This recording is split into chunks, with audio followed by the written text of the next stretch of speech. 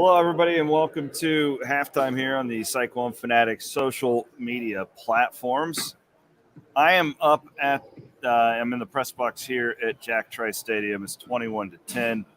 Iowa State leading SEMO. Get to that here momentarily. I want to thank our sponsors, specifically Ames and Des Moines Eye Care. It's where I go for all my eye care needs. It's eye care for your whole family. Dr. Kruger, go and check him out. You got to get your kids to the eye doctor. I can attest for you. He's phenomenal. Really good guy. Great Cyclone. You love him. And then, of course, Karl Auto Group, who has been a great supporter of everything we've done for a really long time. They got Karl, not just Karl Chevrolet, it's Karl Auto Group. They got them all over the place now. You see them all over the great state of Iowa.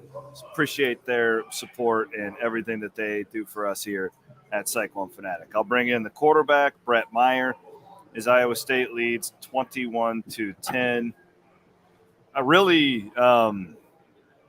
Offensively, specifically, a really exciting start to the half, Brett. Everything got a little bit sloppy there towards the end of the first half to let this SEMO team kind of presumably crawl back in the game. I don't think anyone's worried about the outcome of this one right now. But what did you think of this one? Yeah, I think overall you're extremely impressed, number one, with Hunter Deckers. And I know it was not a lot of pressure, but just for him to come out in his first start and, obviously the nerves, and it's your first start, and came out, 5 incompletions, almost 240 yards, 3 touchdowns. He obviously had the one mistake, but I'm impressed with just how the ball comes out of his hand, different arm angles, extremely accurate. The placement's been superb. So extremely impressed with him. But overall, I think offensively, need to get, and maybe this is by design to try to get him, comfortable, but we need to have some sort of run game. Need to get that going and get some of the backs, whether it's Norton or Eli or Jarrell, whoever, one of those guys got to get going and get some rhythm in the run game. Yeah, just 20 rushing yards for Iowa State in the first half, 2.5 yards per carry. The one thing, if I'm going to get the defensively, Iowa State gives up 6.2 yards per play against the pretty, I want to say bad FCS team, but this isn't like ones that they've seen in opening week in the past with North Dakota State, UNI, some of those teams that we've seen come in here give you problems. I'm surprised, Brett, that the defense has been a little shaky. What do you think on that side of the ball? Yeah, I think it's just been some gap integrity and letting the quarterback loose. It's just been quarterback runs and essentially a Hail Mary. You got 2 defenders that kind of run into each other, and their guy makes a great play. I just think, maybe we'll see some timely pressures here to kind of get them off balance, because their quarterback's been extremely comfortable. And, Will McDonald, he needs to kind of get off, and he's been doubled, and they've done a good job with him so far. But, we got a lot of new players in some different positions. And obviously you lose like Jake Hummel, Mike Rose, and all those guys. There's going to be an adjustment period, and I think we're seeing that. Yeah, a little unrealistic to just think that, those are NFL guys now. Yeah. That bam, like nothing's going to drop off early on. Hopefully they can use that to get ready for next week. We got a lot of time to talk about that. I will say there was the one run. Let's get back to the offense that Cartavius Norton had. I don't know about you, but I was kind of like, ooh, that's different. Where it was only a 5-yard run, but he ran over like 2 dudes. Heard a lot about him, not only during fall camp, but even going back to last spring. And you want to be careful about throwing out comps with a guy like Breece Hall, because that's not fair to any true freshman. But I kind of want to see more of him in half number 2. Yeah, and I think we will. I think if the circumstances warrant themselves, which, I think we get the ball here, we'll hopefully have a little bit more balance and maybe get a chunk play here or there. But, I think there was a play where it was called back, that he made a couple moves. And, you can see he's got a little juice, maybe more so than the other 2 backs. And you understand why our coaches are so excited about him. They've been very, very obviously with David Montgomery and Breece Hall, who looks like they're in the stadium today. They know how to target backs, and hopefully he can be the next one. You have any thoughts on the wide receivers? Because they've obviously been a highlight. Deckers had to get them the football. Hutchinson, 7 catches, 122 yards, 3 touchdowns in the first half. I thought Knoll, we all kind of knew what X had.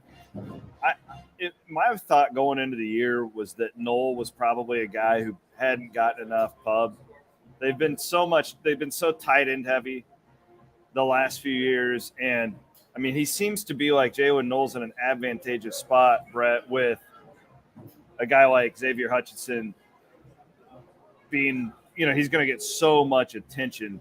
Knoll he's got a different type of twitch, though. I think he's going to be really special.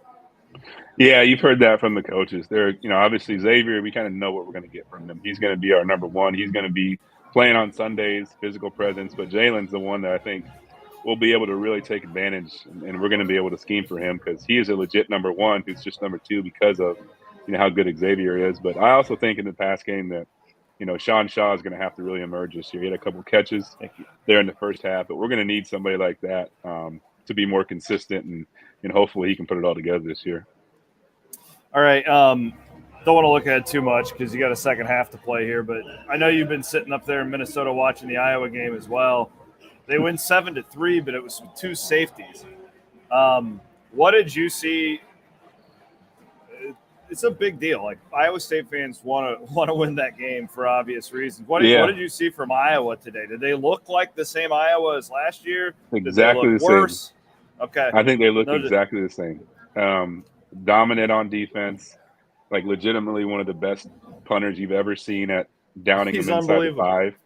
And, and then offensively, just an absolute mess. 0 run game. The quarterback seems like he's just lost his confidence. And,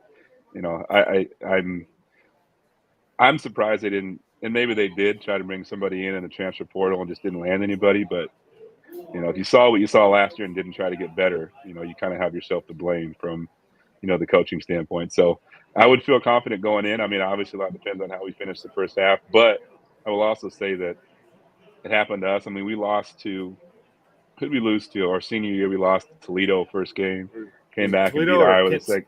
Yeah. Or Kent State. Yeah, that was Julian Edelman game. And so, Julian Edelman game, yeah. Really can't take a whole lot from the first game. But, if you're Iowa State, maybe you're feeling not so great about your defense. You know that you're going in and playing an offense that just has no confidence, no momentum, and just no identity, and that we should be able to if we can score some points, be right in the game, which is encouraging. So if you're Tom Manning and Matt Campbell, let's just throw out a hypothetical, and hopefully this comes true. Let's say Iowa State up 4 or 5 scores here. You get late in the third quarter.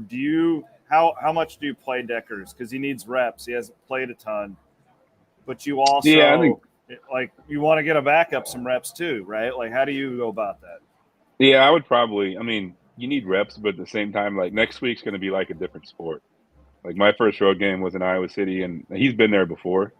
Well, is this his third year? Yeah, he might have been there before as a as a backup, but that's going to be a completely different game. So I don't see you're probably not going to be out there slinging it if you're up 4 scores. You're probably going to be running the ball. So maybe if you want to get your run game, that operation down, and your timing, and whatever you need to do there. But yeah, I wouldn't mind seeing some backups get some run if like you said, hopefully we can kind of stretch the lead here.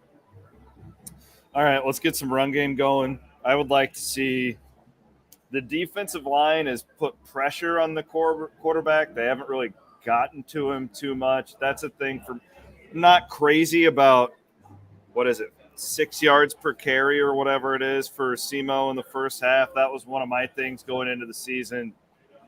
Losing to Wazirike, right? Like, they still got some guys, but those are the things I'm kind of looking to shore up here in the second half. You got anything else before we part ways? Yeah, I think just be disciplined in your rush lanes. Don't get too deep on the outside, and just, gap integrity is huge. Like, these quarterbacks, this guy's slow, but he's kind of elusive, and just he makes good decisions in the run game. He's decisive enough to be able to, there have been chunk plays there. So I think we clean that up in the second half and make him beat us with his arm. Brett Meyer, thank you, brother. We'll look forward to hearing you and Blythe. I'm sure that the Iowa Week podcast is always I know it's always an eventful one, but looking forward to that. Yeah, no, thanks, I'm brother. ready to Appreciate it. Yep. All right, Chris, we'll see it. Brett Meyer, the great former Cyclone quarterback. Iowa State leads 21-10 here over Southeast Missouri State. Ames and Des Moines Eye Care. It's eye care for your whole family. Check them out. And, of course, our friends at Karl Auto Group. Thanks for watching, guys. Have a great rest of your Saturday afternoon. Jared and Connor will have post-game following Matt Campbell's press conference right here on all of the Cyclone Fanatic feeds, and you'll be able to watch that probably right around an hour after the game. For Brett Meyer, Matt Van Winkle producing, I'm Chris Williams signing off here from Jack Trice Stadium.